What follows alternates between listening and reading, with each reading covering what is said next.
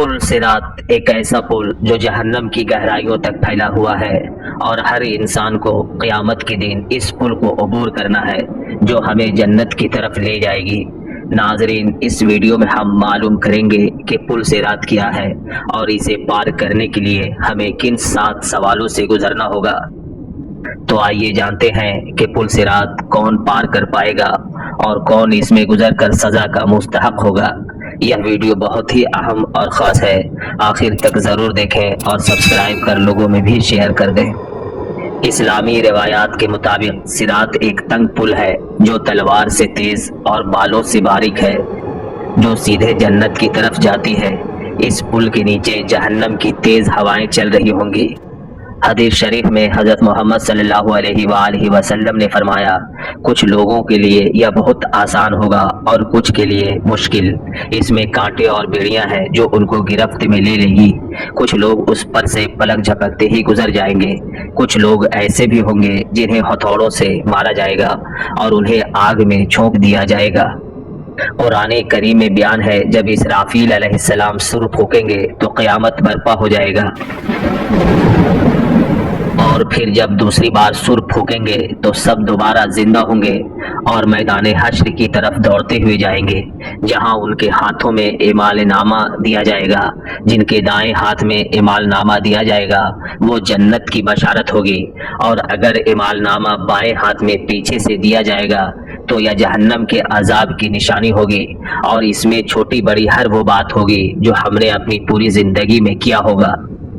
लिहाजा इसके बाद हम अगले मंजिल की तरफ बढ़ेंगे जो पुल सिरात है, जिस पर से हर एक को गुजरना होगा। नेक और इमाल साले के साथ जिंदगी गुजारने वाले इस पुल को बाहिफाजत अबूर कर लेंगे, मगर जिन लोगों ने गुनाह की जिंदगी गुजारी होगी उनके लिए इस पुल को अबूर करना मुश्किल या नामुमकिन होगा। हजरत मोहम्मद सल्लल्लाहु अलैहि वसल्लम अपनी उम्मत के साथ इस पर से गुजरने वाले सबसे पहले रसूल होंगे। पुल सिरात से गुजरने के लिए हर एक से उनके अच्छे और बुरे एमाल के मुताल्लिक 7 सवाल किए जाएंगे और हर सवाल पर एक मरहला पार करेंगे। रिवायात के मुताबिक फरिश्ते पहला सवाल करेंगे, तुम्हारा रब कौन है? जिस पर नेक बंदे खुद का उठेंगे, हमारा रब अल्लाह है, जबकि जो काफिर होंगे वो जवाब ना दे पाएंगे और जहन्नम की आग में कटकर गिर पड़ेंगे और अपनी गुनाहों पर पछताएंगे। फिर दूसरा सवाल नमाज के मुताल्लिक पूछा जाएगा, जो ईमान की सबसे अहम सतून है। आपकी नमाज जितनी खालिस होगी सवाल उतना आसान होगा, लेकिन अगर आपकी नमाज सही नहीं तो शायद आपके सवालों की इमारत गिर जाएगी, क्योंकि हमारे प्यारे नबी सल्लल्लाहु अलैहि वसल्लम ने फरमाया, नमाज दीन का सतून है, जिसने उसको तर्क किया बस उसने पूरे दीन को मुनहदम किया। इसलिए दोस्तों, हमें यकीनी तौर पर अपनी नमाजें एक इमारत के सतून की तरह कायम करनी चाहिए।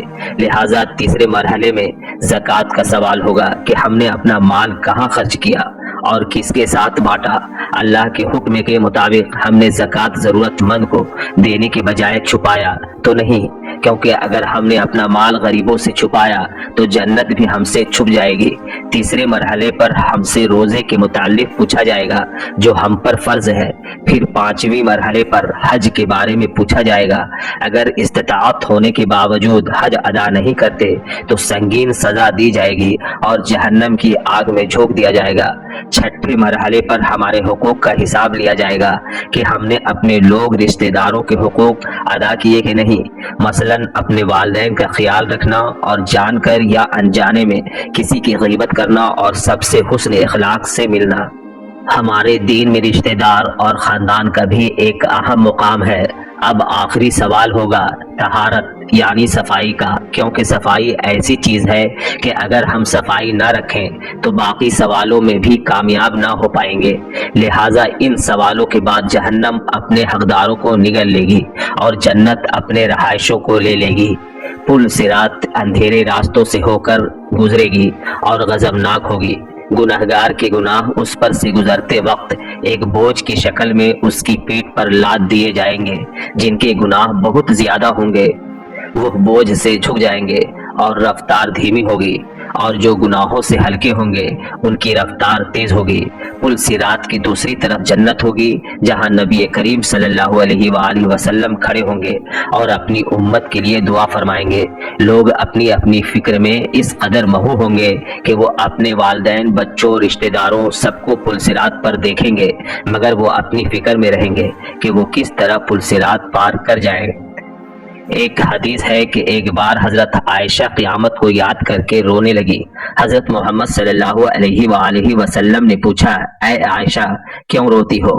حضرت عائشہ نے فرمایا، مجھے قیامت یاد آ گئی۔ یا رسول اللہ، کیا ہم وہاں اپنے لوگوں کو یاد رکھیں گے؟ حضرت محمد صلی اللہ علیہ وآلہ وسلم نے فرمایا، ہاں ہمیں سب یاد ہوں گے، مگر 3 مقامات ایسے ہوں گے جہاں کوئی یاد نہ ہوگا۔ پہلا، جب ہمارے نام اعمال تولے جائیں گے، دوسرا جب نامہ اعمال دیے جائیں گے، اور تیسرا جب ہم پل صراط پر ہوں گے۔ اللہ تعالیٰ قرآن کریم میں قیامت کے دن کے بارے میں فرماتا ہے، اس دن ہر مخلوق اسی حالت میں اٹھائے جائیں گے جس طرح دنیا میں قائم تھے۔ کچھ اہل ایمان والوں کو اللہ اپنے سائے میں جگہ دے گا اور کافر خوف و دہشت میں ہوں گے۔ قیامت کے دن ایسی ہولناکی ہوگی کہ سورج زمین کے اتنے قریب ہو جائے گا کہ اس کی گرمی ناقابل برداشت ہوگی۔ جیسا کہ حضرت محمد صلی اللہ علیہ وآلہ وسلم نے فرمایا، قیامت کے دن لوگ پسینے سے شرابور ہو جائیں گے اور حالت یہ ہوگی کہ ان کا پسینہ زمین پر 70 ہاتھ تک پھیل جائے گا۔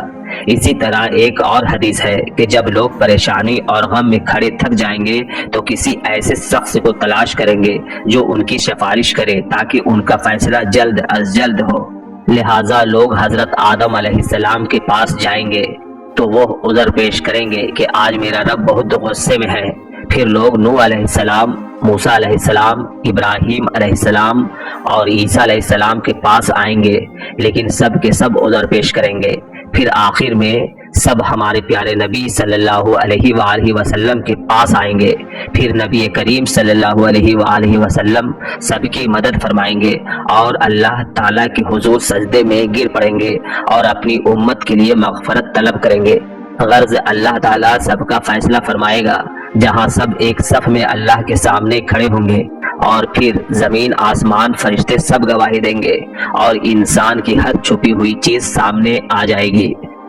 دوستو، ہمیں قیامت کے دن کی ہر ایک ہولناکی سے بچنے کے لیے نیک اعمال، صدقہ اور خلوص نیت سے ہر اچھے کام کرنے چاہیے تاکہ ہم پل صراط کو محفوظ طریقے سے عبور کر پائیں۔ آمین۔